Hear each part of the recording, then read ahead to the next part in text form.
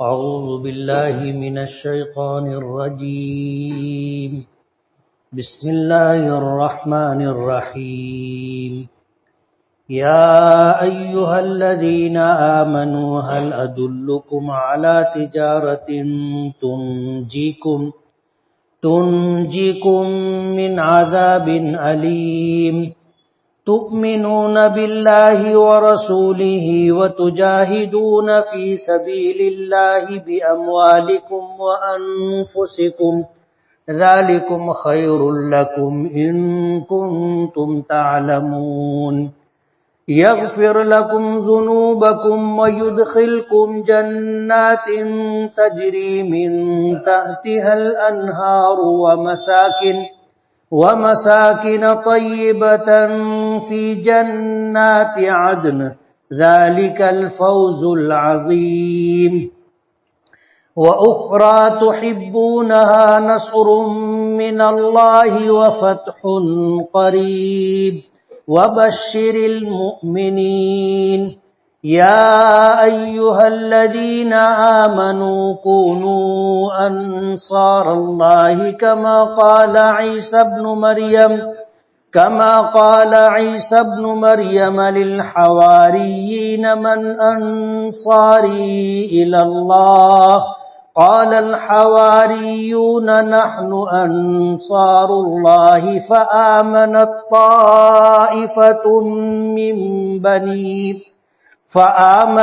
طائفة من بني إسرائيل وكفرت طائفة فأيدنا الذين آمنوا على عدوهم فأصبحوا ظاهرين. صدق الله العظيم. سبحانك لا علم لنا إلا ما علمتنا إنك أنت العليم الحكيم. رب اشرح لي صدري ويسر لي امری واحلل عقدۃ من لسانی یفقہوا قولی. پناہ مانگتا ہوں میں اللہ تعالیٰ کی شیطان مردود سے. شروع کرتا ہوں میں اللہ کے نام سے جو بڑا مہربان بڑی رحمتوں والا ہے. اے ایمان والو، کیا میں تمہیں نہ بتاؤں ایسی تجارت جو تمہیں دردناک عذاب سے بچاوے؟ تم ایمان لاؤ اللہ پر اور اس کے رسول پر، اور اللہ کے راستے میں اپنے اموال اور اپنی جانوں کے ذریعے جہاد کرو. یہ تمہارے لیے بہتر ہے اگر تم جانتے ہو. اللہ تعالیٰ بخش دے گا تمہارے گناہوں کو اور تمہیں داخل کرے گا ایسے باغات اور جنتوں میں جن کے نیچے سے نہریں بہتی ہیں، اور بہت عمدہ صاف ستھرا ٹھکانہ جنت عدن میں. اور یہ جو ہے بڑی کامیابی ہے. اور ایک دوسری کامیابی جسے تم پسند کرتے ہو، اللہ تعالیٰ کی طرف سے مدد اور فتح قریب. اور آپ ایمان والوں کو خوشخبری سنا دیجئے. اے ایمان والو، تم ہو جاؤ اللہ کے مددگار، جس طرح حضرت عیسیٰ علیہ السلام نے اپنے ساتھیوں سے کہا تھا کہ کون ہے اللہ کے راستے میں میرا مددگار، تو ان کے ساتھیوں نے کہا تھا کہ ہم اللہ کے مددگار ہیں. پس بنی اسرائیل کی ایک جماعت نے، ایک فرقے نے ایمان لایا اور ایک نے انکار کیا. پس ہم نے ان لوگوں کی مدد کی، ان لوگوں کو غلبہ عطا کیا ان کے دشمنوں پر جو ایمان لائے، پس تم غالب ہو گئے. یہ سورہ صف کا آخری رکوع ہے. سورہ صف کے شان نزول میں یہ بات آئی تھی کہ صحابہ کرام میں کچھ لوگ تھے جو آپس میں اس بات کی گفتگو کیا کرتے تھے، اس بات پر چرچا کیا کرتے تھے کہ اللہ تعالیٰ کو کون سا عمل پسند ہے، اگر ہمیں معلوم ہو جائے تو ہم وہ کام کریں گے. اللہ پاک کی طرف سے جہاد کا حکم نازل ہوا، اور اس زمانے میں سب سے بڑی ضرورت اللہ کے دین کو اسی کی تھی کہ اللہ کے دین کے لیے اور اللہ کے دین کے لانے والے حضرت محمد الرسول اللہ صلی اللہ علیہ وسلم کی مدد کی جائے اپنی جانوں کے ذریعے سے اور اپنے مالوں کے ذریعے سے، جہاد فی سبیل اللہ۔ اور پس منظر بھی وہی تھا کہ مکے والوں کو مکے سے نکال دیا گیا تھا، جو ایمان لاتا تھا اس کے لیے زندگی اجیرن ہو جاتی تھی اور اسے مجبور ہو کر کے پھر اپنا مستقر، اپنا ٹھکانہ چھوڑنا پڑتا تھا اور مدینہ منورہ پہنچنے کی کوشش کرتا تھا، جس کو ہم ہجرت کہتے ہیں۔ ایسے بہت سارے صحابہ کرام مجبور ہو کر کے اپنا مستقر، اپنا گھر بار چھوڑ کر کے ہجرت کر کے مدینہ منورہ پہنچے تھے۔ تو اللہ کے دین کی حفاظت و صیانت کے لیے اور اللہ کے دین کی نشر و اشاعت اور غلبے کے لیے اس وقت سب سے بڑی ضرورت جہاد فی سبیل اللہ کی تھی۔ تو جب یہ اس بات کے متمنی تھے کہ ہمیں معلوم ہو جائے کہ اللہ کو کون سا عمل پسند ہے، تو جہاد کا حکم نازل ہوا۔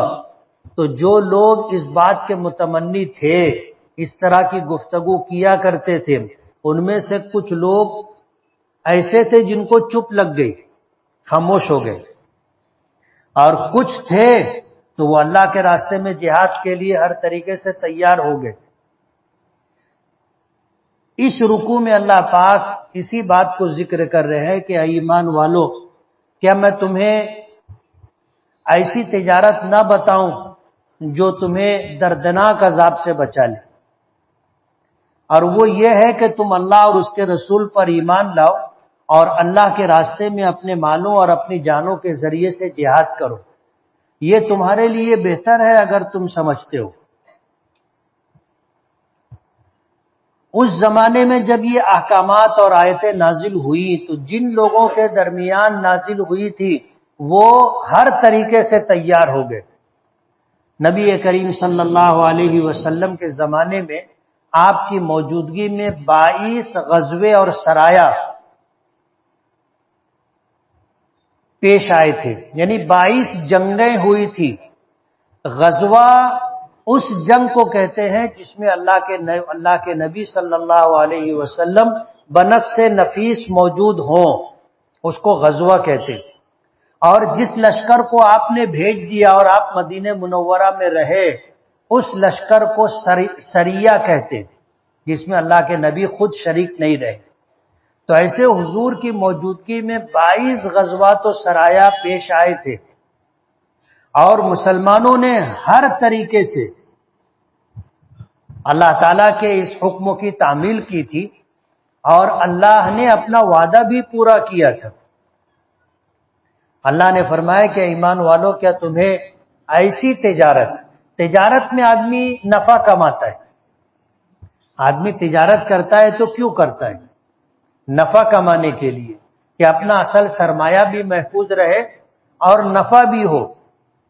تو جہاد میں بھی دنیا اور آخرت کا نفع ہے، اور اگر دیکھا جائے تو آخرت کا نفع ہی اصل نفع ہے۔ دنیا کا نفع تو ختم ہو جانے والا ہے، ختم ہو جائے گا، یہ آدمی چھوڑ کر کے چلا جائے گا، ساتھ میں تو کوئی دنیا سے مال لے کر کے جائے گا نہیں۔ تو جہاد جو ہے یہ بھی ایک ایسی تجارت ہے کہ اس میں دنیا کا بھی نفع ہے، کہ اگر غلبہ اور اقتدار ملے گا تو مال بھی ملے گا اور حکومتیں بھی ملیں گی، بڑا بڑا علاقہ فتح ہوگا اور وہ زمینیں مجاہدین پر تقسیم ہوں گی، تو یہ بھی نفع ہے۔ اور آخرت میں اللہ تعالیٰ جنت میں داخلہ عطا فرمائیں گے، یہ اصل نفع ہے۔ تو دو باتوں کا حکم دیا گیا کہ ایک تو ایمان لاؤ، اور دوسرا حکم یہ دیا گیا کہ اللہ کے راستے میں اپنی جان مال لگا کر کے اللہ کے دشمنوں سے مقابلہ اور جنگ کرو، جہاد کرو، یہ تمہارے لیے بہتر ہے اگر تم سمجھ رکھتے ہو تو۔ اور پھر ہوگا کیا؟ یغفر لکم ذنوبکم، اللہ تعالیٰ تمہارے گناہوں کو بخش دے گا، ویدخلکم جنات، اور تمہیں ایسی جنتوں میں داخل کرے گا، تجری من تحتها الانہار، جس کے نیچے سے نہریں بہ رہی ہوں گی، ومساکن طیبہ فی جنات عدن، اور ہمیشہ رہنے والے باغات اور جنتوں میں عمدہ ٹھکانہ دیں گے، محل عطا کریں گے، ذالک الفوز العظیم، اور یہی بڑی کامیابی ہے کہ آدمی دنیا میں آیا، ایمان لایا، اللہ کے دین کی حفاظت و صیانت کے لیے جد و جہد کی کوشش کی، جہاں مال خرچ کرنے کی ضرورت تھی مال خرچ کیا، جہاں جان لگانے کی ضرورت تھی وہاں جان لگائی اور جہاد کرتا رہا۔ یہی اصل کامیابی ہے کہ آدمی جب یہ کر کے یہاں سے دنیا سے گیا تو آخرت میں جنت کے اندر اللہ ٹھکانہ عطا کریں گے۔ انسان کے دنیا میں آنے کا مقصد ہی یہی ہے کہ وہ یہاں سے اللہ کے حکموں کی تعمیل کر کے جائے اور جنت میں ٹھکانہ پائے۔ ذالک الفوز العظیم، اور یہی بڑی کامیابی ہے۔ اور پھر فرمایا وَأُخْرَى تُحِبُّونَهَا، ایک ایسی دوسری کامیابی نہ بتائیں جسے تم پسند کرتے ہو۔ دوسری کامیابی بھی نصر من اللہ، اللہ کی طرف سے تمہاری مدد ہوگی، وفتح قریب، اور مکہ مکرمہ فتح ہوگا۔ خوشخبری دی گئی اور اللہ نے اپنا وعدہ پورا کیا، اللہ کی مدد بھی آئی، اور پھر اللہ تعالیٰ نے مکہ مکرمہ پر فتح بھی عطا فرمائی، اور اسی کے ساتھ فتوحات کا سلسلہ چلا۔ حضرت ابوبکر صدیق رضی اللہ تعالی عنہ کے زمانے میں بھی فتوحات ملی، حضرت عمر کے زمانے میں پھر روم اور شام، قیصر و کسریٰ کی سلطنتیں بھی فتح ہوئی، اور حضرت عمر فاروق رضی اللہ تعالی عنہ کے زمانے میں 25 لاکھ مربع میل پر حکومت تھی مسلمانوں کی۔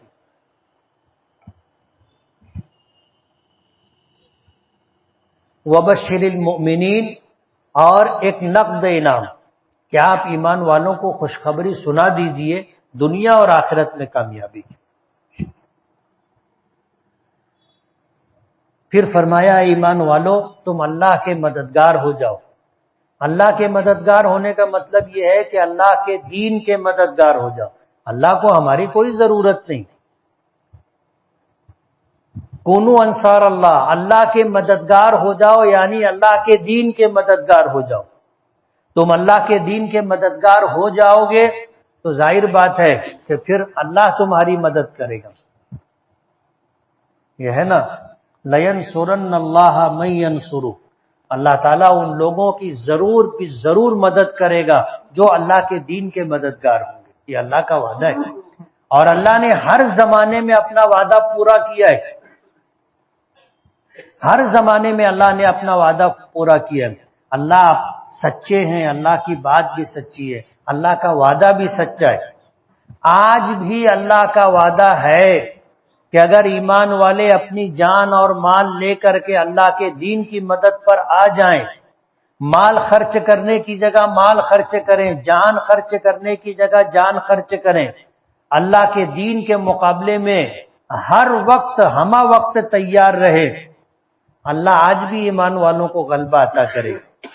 ایک زمانہ آئے گا کہ پوری دنیا پر مسلمانوں کی حکمرانی ہوگی، پوری دنیا پر۔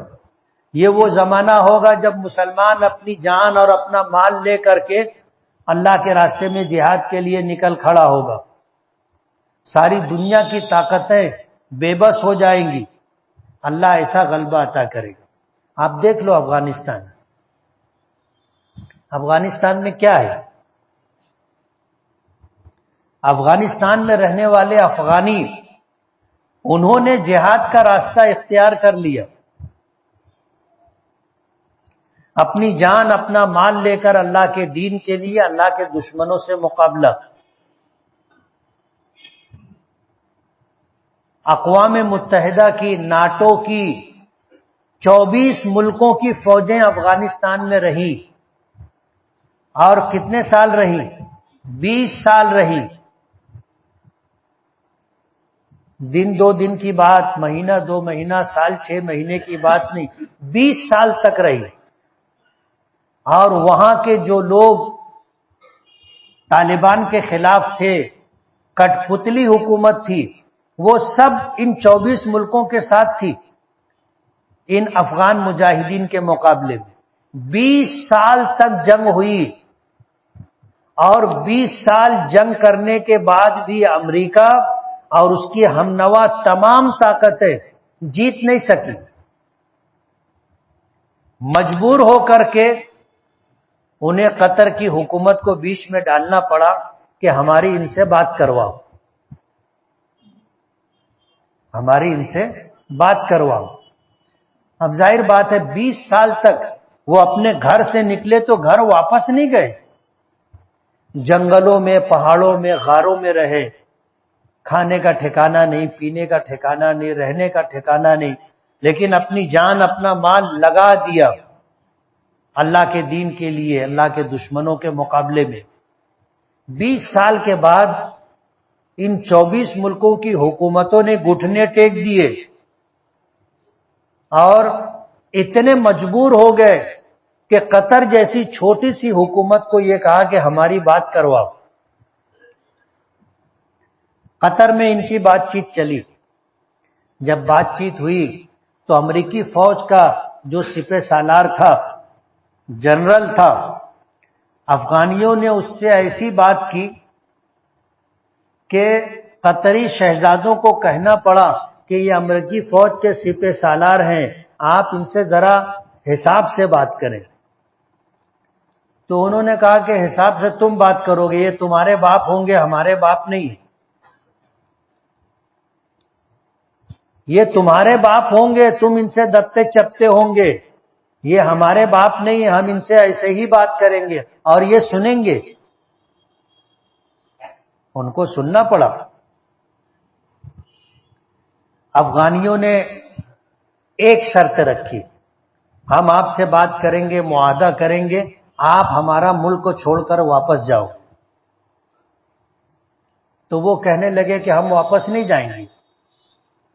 تو وہ کھڑے ہو گئے تو کہنے لگے کہ ٹھیک ہے، آج تم بیٹھنے کے لیے، بات کرنے کے لیے قطر کی حکومت کو استعمال کیا، ہم ہمارے ساتھ بیٹھے، اب 20 سال کے بعد پھر بیٹھیں گے.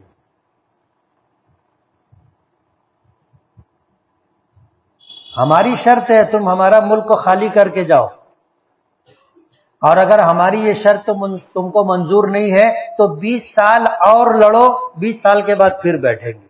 کھڑے ہو گئے،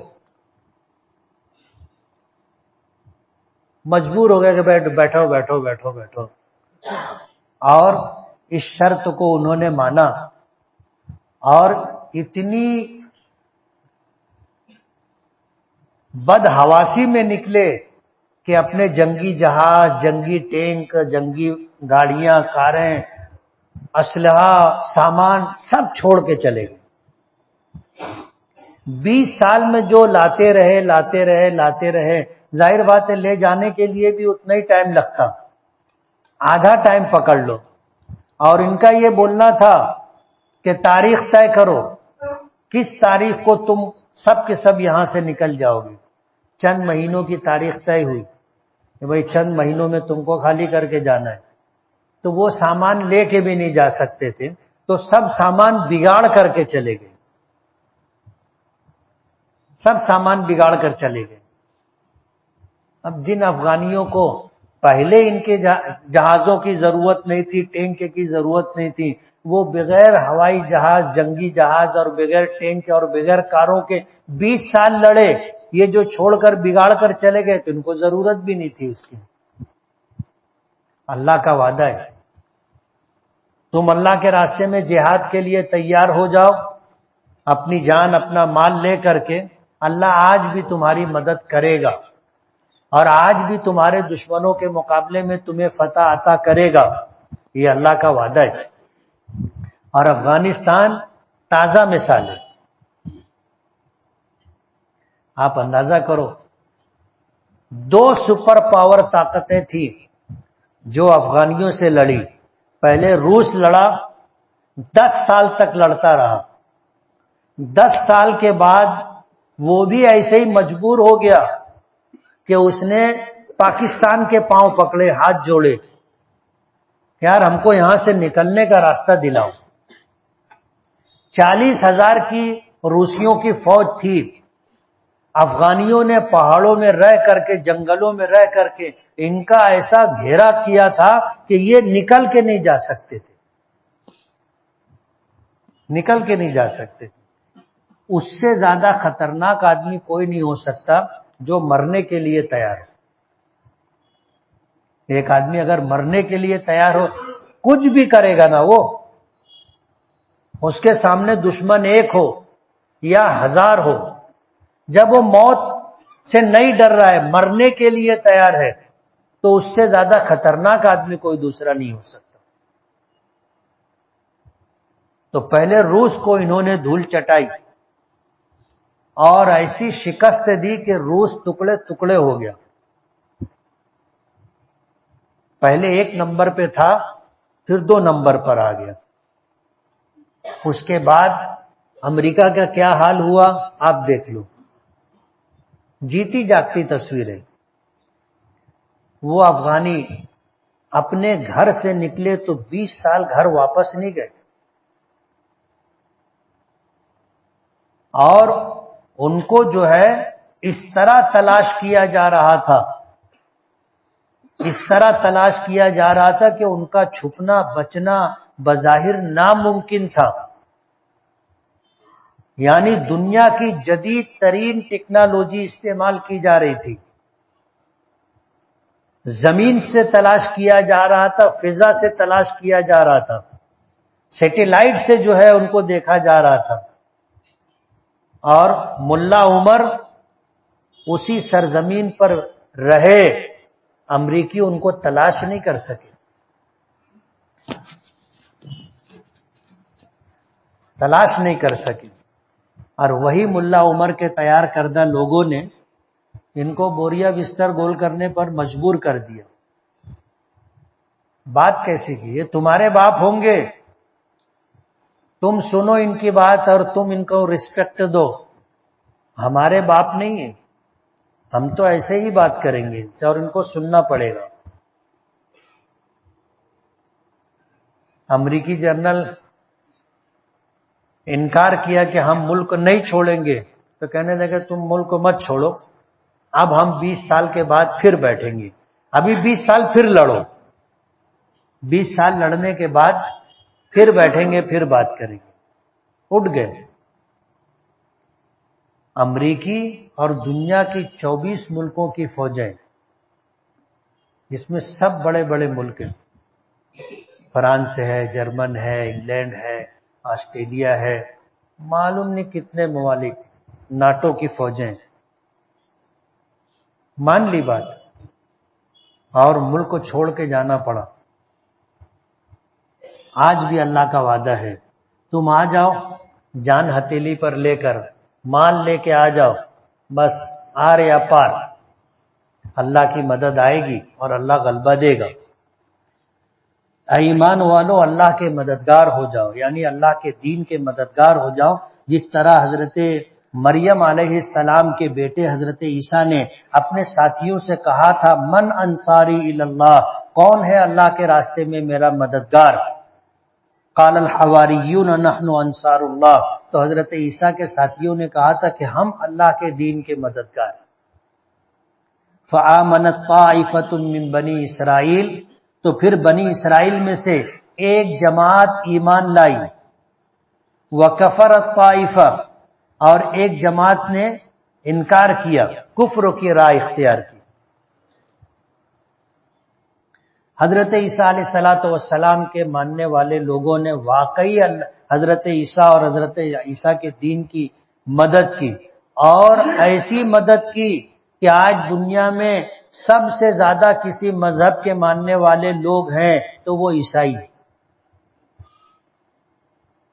پوری دنیا میں جتنے انسان ہیں ان میں کسی مذہب کے ماننے والوں کی جو سب سے بڑی تعداد ہے وہ عیسائیوں کی، اور پھر اس کے بعد مسلمانوں کی۔ نبی کریم صلی اللہ علیہ وسلم کے ہاتھ پر ایمان لانے والے لوگوں نے ایسی مدد کی اللہ کے دین کی کہ آج پوری دنیا میں ہر 2 آدمی کے بعد تیسرا مسلمان۔ اتنی بڑی تعداد ہے مسلمانوں کی، گھر بیٹھے نہیں ہو گیا نا۔ نبی کریم صلی اللہ علیہ وسلم کے ساتھ حجۃ الوداع کے موقع پر 1,24,000 سے زائد صحابہ کرام تھے۔ اللہ کے رسول نے جب ان کو اللہ کے دین کی تبلیغ کے لیے اور اللہ کے دین کی حفاظت و صیانت کے لیے حکم دیا تو وہیں سے نکل گئے، گھر واپس نہیں گئے۔ گھر سے نکلے تھے حج کرنے کے لیے، اللہ کے رسول کا حکم تھا، اللہ کے دین کی تبلیغ اور نشر و اشاعت کے لیے نکلیے، گھر واپس نہیں گئے۔ آج پورے جزیرۃ العرب کے اندر صحابہ کرام کی قبریں جو بڑی سے بڑی تعداد بتائی جاتی ہے وہ 18,000 ہے۔ 1,25,000 میں سے 18,000 صحابہ کرام کی قبریں آپ کو جزیرۃ العرب میں ملے گی، باقی سب اللہ کے دین کی تبلیغ کے لیے نکل گئے، گھر واپس نہیں گئے۔ یہی وجہ ہے کہ آج دنیا میں دوسرا سب سے بڑا مذہبی طبقہ ہے تو وہ مسلمانوں کا ہے۔ آج بھی اللہ کا وعدہ ہے، تم آ جاؤ، جان مال لے کر کے تمہاری مدد ہوگی۔ حضرت عیسیٰ علیہ الصلوۃ والسلام کے ساتھیوں نے بھی حضرت عیسیٰ کی اسی طرح مدد کی تھی۔ جب حضرت عیسیٰ علیہ الصلوۃ والسلام کو یہودیوں نے قتل کرنا چاہا اور اللہ نے انہیں آسمان پر اٹھا لیا تو حضرت عیسیٰ علیہ الصلوۃ والسلام کے ماننے والے لوگوں میں 3 طرح کے لوگ ہو گئے۔ ایک جماعت ان میں ایسی تھی جو وہ یہ کہنے لگی کہ حضرت عیسیٰ خود اللہ تھے، جو خدا انسانی بھیس میں، انسانی روپ میں دنیا میں آ گیا تھا اور واپس آسمان پر چلا گیا۔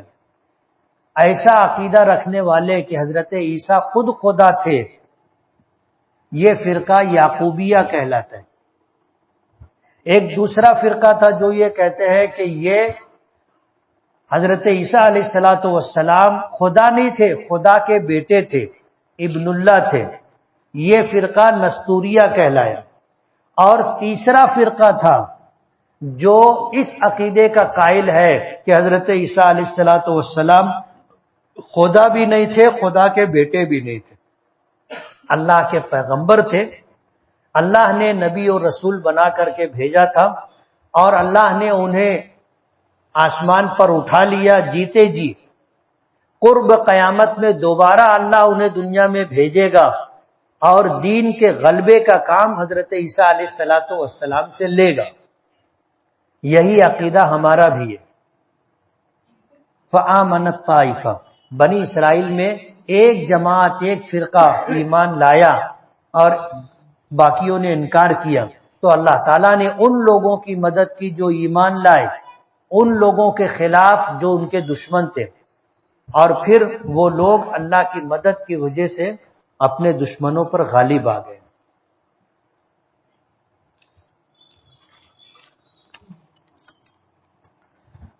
کشادہ رزق کے لیے عمل بتائیے، میری تنخواہ کم ہے، گھر میں تنگی ہوتی ہے۔ ایک تو جب اس طرح کے حالات ہوں کہ مالی اعتبار سے تنگی ہو تو اللہ تعالیٰ سے سودا کر لینا چاہیے، تجارت کر لینا چاہیے، اور وہ یہ کہ کچھ رقم اللہ کے راستے میں صدقہ کرنی چاہیے۔ آج تنگی ہے، اسی تنگی میں جو آپ رقم صدقے کے نام پر نکال سکتے ہو نکالو۔ صدقہ دو گے اللہ تمہارے مال میں برکت دے گا اور رزق کی تنگی اور پریشانی اللہ دور کر دے گی۔ اللہ سے تجارت کرو، ہے مشکل کام مگر 100% کارگر نسخہ ہے۔ اور دوسرا، شریعت کی پابندی کرو، رزق کا احترام کرو، جو اللہ نے دیا ہے رزق کھانے کے لیے، پینے کے لیے، پہننے کے لیے، اس کا اکرام اور اس کی عزت کرو، انشاءاللہ تنگی دور ہو جائے گی۔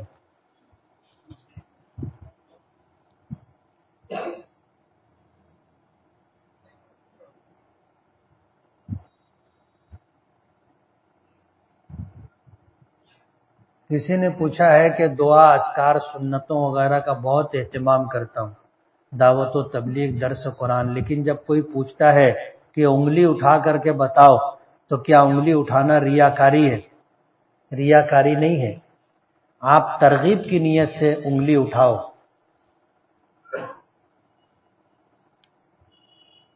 بیوی شوہر کی اجازت کے بغیر یا گھر کے کسی بھی ذمہ دار کی اجازت کے بغیر میکے چلی گئی اور اپنے بھائی اور والدہ کے ساتھ کورٹ میں جا کر شوہر اور سسرال والوں کے خلاف جھوٹے کیس کر کے پیسوں کا مطالبہ کر رہی ہے تو اس کے لیے یہ کھاوٹی لینا جائز ہے کیا؟ اگر اس کے ساتھ آپ کے گھر میں ظلم نہیں ہو رہا تھا، اس کے حقوق ادا کیے جا رہے تھے، پھر اس کے بعد وہ تمہارا گھر چھوڑ کر چلی گئی تو اس طرح اس کے لیے نفقہ اور کھاوٹی کا مطالبہ کرنا جائز اور درست نہیں۔ لیکن اگر تمہارے گھر میں اس کے ساتھ انصاف نہیں ہو رہا تھا اور اس کے ساتھ ظلم ہو رہا تھا، حقوق کی ادائیگی نہیں ہو رہی تھی، مجبور ہو کر کے وہ چلی گئی اور پھر وہ اپنے حق کا مطالبہ کر رہی ہے کہ میرے گزارے کا انتظام کرو، کھاوٹی دو، تو دینا پڑے گا۔ یہ دونوں باتیں آپ کو یاد رکھنی چاہیے۔ عورت کو کتا تھوڑی کاٹا ہے کہ وہ تمہارا گھر چھوڑ کے چلی جائے گی، کوئی وجہ ہوگی نا گھر چھوڑنے کی، اس لیے تھوڑا اپنا گریبان دیکھو۔ ہمارے گھروں میں ساس کی طرف سے، نندوں کی طرف سے اور بسا اوقات ان کی باتوں میں آ کر شوہر کی طرف سے بہو پر، بیوی پر اور بھابھی پر ظلم ہوتا ہے، تو وہ مجبور ہو جاتی ہے بیچاری گھر چھوڑنے پر، اور مجبور ہو کر کے گئی ہے تو وہ اپنے گزارے کا مطالبہ کر سکتی۔ ایسی رنگین ساڑی جس میں ہاتھی، مور بنا ہوا ہوتا ہے، پاور لوم پر چل رہی ہے، کیا یہ چلانا درست ہے یا نہیں؟ اس کو چلا سکتے ہیں یا نہیں؟ نہیں چلانا چاہیے۔ اس طرح کی تصاویر بنانے سے اعتراض کریں، اور ایسا کوئی دوسرا جاندار کی تصویر کے علاوہ پھول، بوٹے اور دیگر ایسی چیزیں آپ اس میں استعمال کریں۔ وانسا نام کے معنی کیا ہے؟ پتہ نہیں، دیکھنا پڑے گا، نئے نام کے چکر میں معلوم نہیں کیا کہلاتے۔ وانسا کوئی نام ہے؟ ہاف آستین کی ٹی شرٹ یا آستین چڑھا کر نماز پڑھنے سے نماز ہو جائے گی؟ نماز ہو جائے گی، مکروہ ہوگی۔ نوحہ مرثیہ حرام ہے یا حلال؟ حرام ہے۔ کسی کے مرنے کے اوپر چلا چلا کر کے رونا نوحہ کہلاتا ہے، اور بول بول کر کے رونا مرثیہ کہلاتا ہے کہ تو پہاڑ جیسا تھا، تو ہاتھی جیسا تھا، اور تو پورے خاندان کا رکھوالا تھا، سب کو تو سنبھالتا تھا، ایسے بول کر کے رونا یہ مرثیہ حرام ہے۔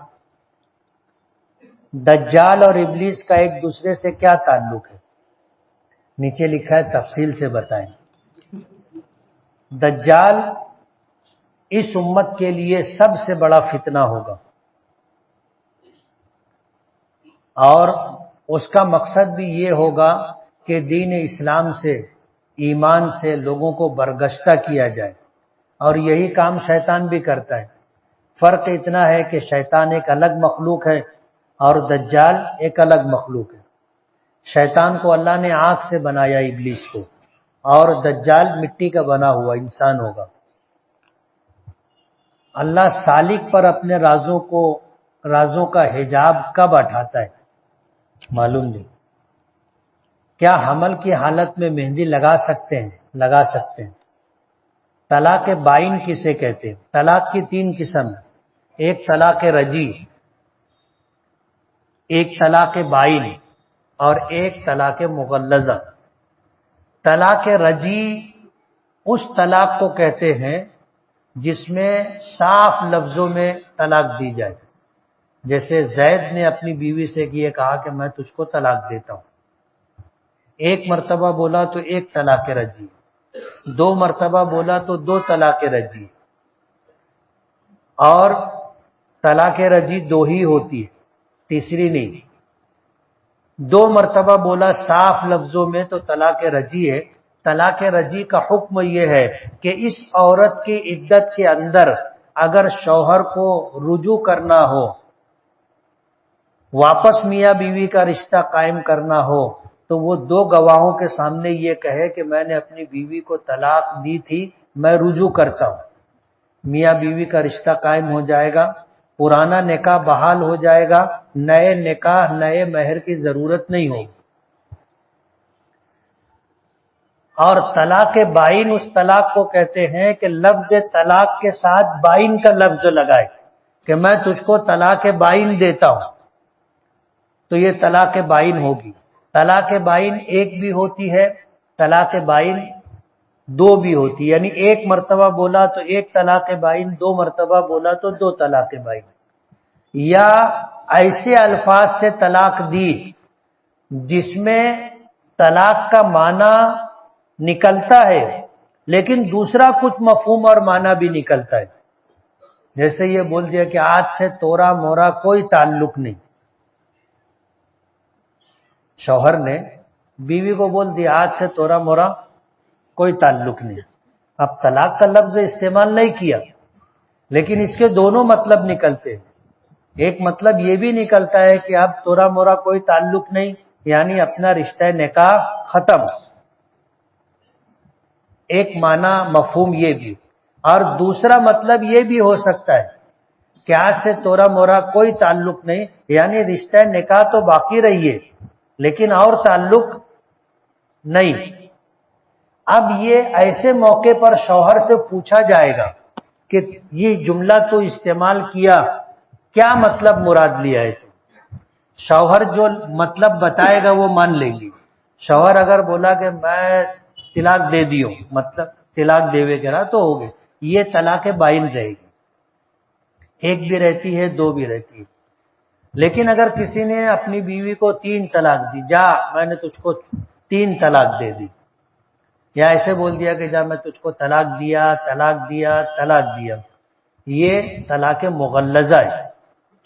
اب میاں بیوی کا رشتہ ختم، اور ایسا ختم کہ اب یہ میاں بیوی کا رشتہ نہیں ہو سکتا جب تک کہ یہ عورت کسی اور سے نکاح کر کے میاں بیوی کی طرح اس کے ساتھ وقت نہ گزار لے. اور پھر میاں بیوی کا تعلق قائم ہونے کے بعد شوہر کا انتقال ہو جائے اور عدت گزار لے تو یہ پہلے شوہر سے نکاح کر سکتی ہے.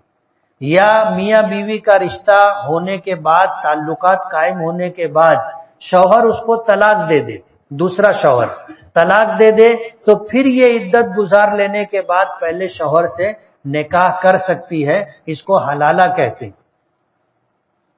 تو طلاق مغلظہ یعنی 3 طلاق میں بغیر حلالے کے نکاح نہیں ہو سکتا. جمعہ کے دن مچھلی کھا سکتے ہیں یا نہیں؟ کھا بھی سکتے ہیں اور کھلا بھی سکتے ہیں.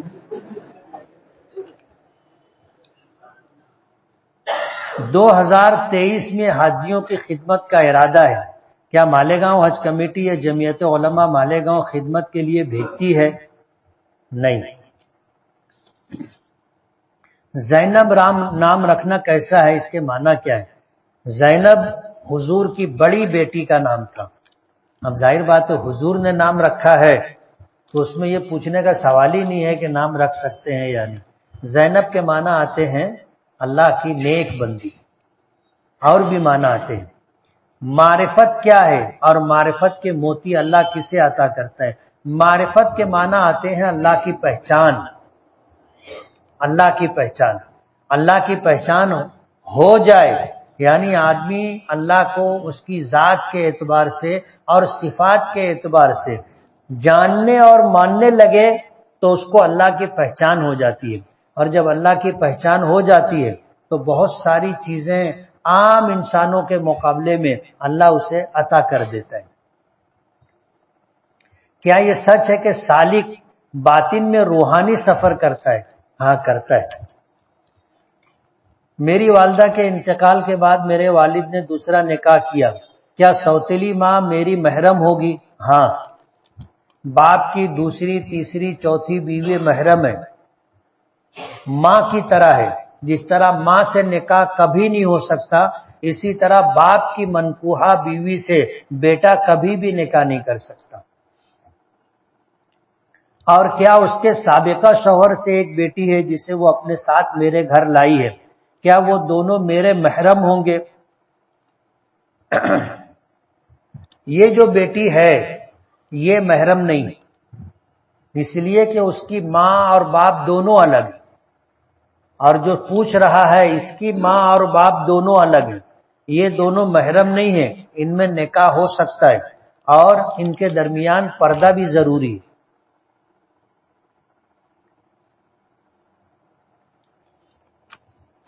تین جمعہ کی نماز چھوڑ دے تو اسلام سے خارج ہو جائیں گے؟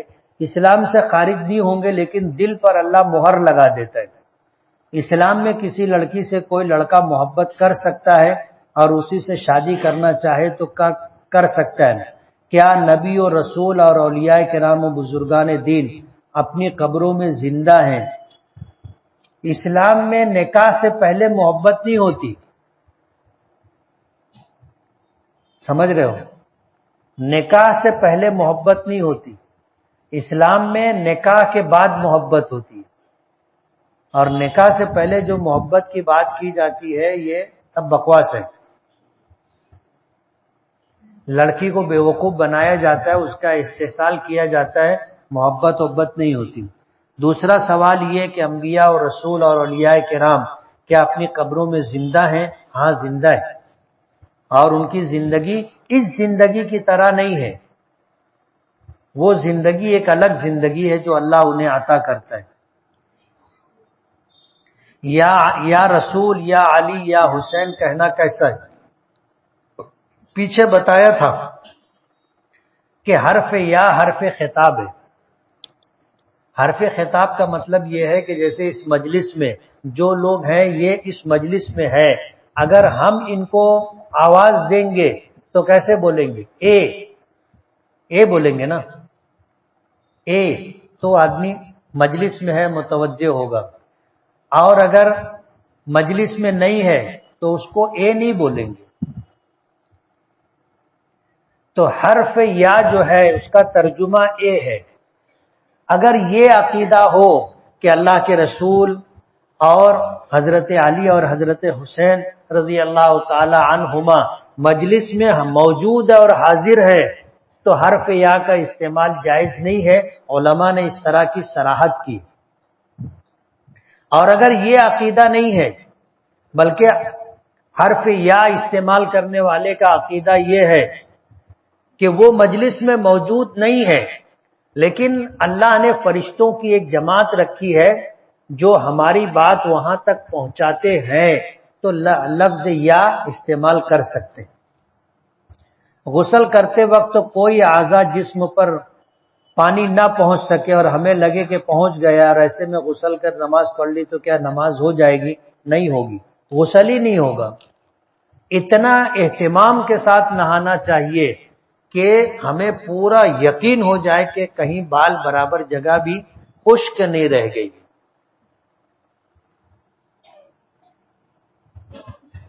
آپ نے بیان میں کہا تھا کہ اگر پنچایت میں کوئی آدمی یہ کہہ کر انکار کر دے کہ میں شریعت کی بات نہیں مانتا تو وہ ایمان سے خارج ہو گیا اور اس کا نکاح بھی ٹوٹ گیا۔ اب وہ کیسی اپنی بیوی کے ساتھ شریعت کے مطابق رہ سکتا ہے؟ اب اسے تجدید ایمان اور تجدید نکاح دونوں کرنا پڑے گا۔ پہلے ایمان لائے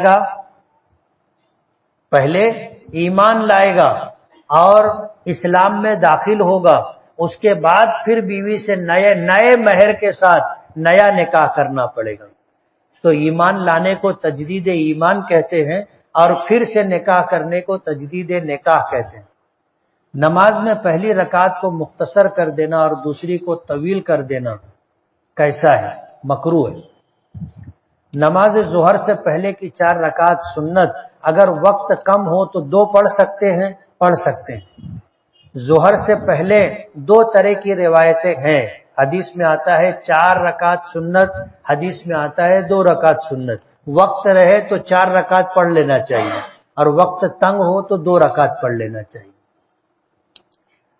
اگر ظہر کی نماز کھڑی ہو جائے تو ظہر کی نماز مکمل کرنے کے بعد 4 رکعت سنت پڑھنا ضروری ہے، سنتوں کی قضا نہیں ہے۔ پہلے پڑھیں گے بعد میں پڑھیں گے تو نفل ہوگی، سنت کا ثواب نہیں ملے گا۔ عشاء کی نماز پڑھے اور وتر کی نماز نہ پڑھے، سو گئے، پھر تہجد میں اٹھے تو پہلے وتر پڑھیں گے یا تہجد؟ پہلے تہجد پڑھیں گے اور آخر میں وتر پڑھیں گے۔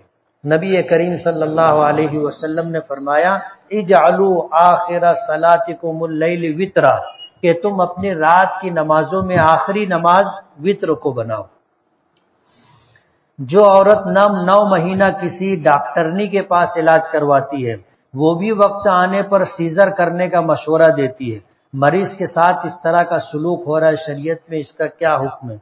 اگر سیزر کی ضرورت نہیں تھی اور زبردستی معالج نے سیزر کا مشورہ دیا اور سیزر کیا تو یہ اس کی جان کے ساتھ کھیلنا ہے، گناہ کبیرہ ہے، جائز نہیں ہے۔ گزشتہ رات میں نے خواب دیکھا کہ میرا قریبی دوست اسے دل کا دورہ پڑا اور اس کا انتقال ہو گیا۔ اگر اس کا انتقال ہو گیا خواب میں اور لوگ رو رہے ہیں تو تعبیر اچھی نہیں، اور اس کا انتقال ہو گیا لیکن کوئی رو نہیں رہا ہے تو پھر تعبیر اچھی ہے۔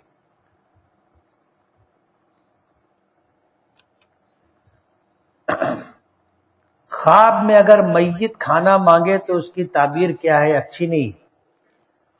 مرنے والا اگر ہم سے کچھ مانگ رہا ہے اس کا مطلب یہ ہے کہ وہ ضرورت مند ہے، وہ ضرورت مند ہے، محتاج ہے۔ آخرت میں ابھی قبر میں جو ہے عذاب سے دوچار ہے، اس کے لیے ایصال ثواب، اس کے لیے مالی صدقات و خیرات کرنا چاہیے۔ شہر سے کتنی دور جانے پر قصر ہوگا؟ اگر 78 کلومیٹر کا سفر کر رہے ہیں تو اپنے شہر کی حدود سے باہر نکلیں گے، مسافر ہو جائیں گے۔ جیسے ہم لوگ مالیگاؤں میں رہتے ہیں، ناسک جانا ہے، 110 کلومیٹر ہے، گرنا کا پل پار کریں گے، اپنے مسافر ہو جائیں گے۔ اب جو نماز پڑھیں گے قصر پڑھیں گے۔ سویا بین کھانا کیسا ہے؟ جائز ہے۔ قرآن کے معنی کیا ہے؟ قرآن کے معنی سب سے زیادہ پڑھی جانے والی کتاب۔ کیا کوئی لڑکی، کیا کوئی بڑی عمر کا شخص قرآن پاک حفظ کر سکتا ہے؟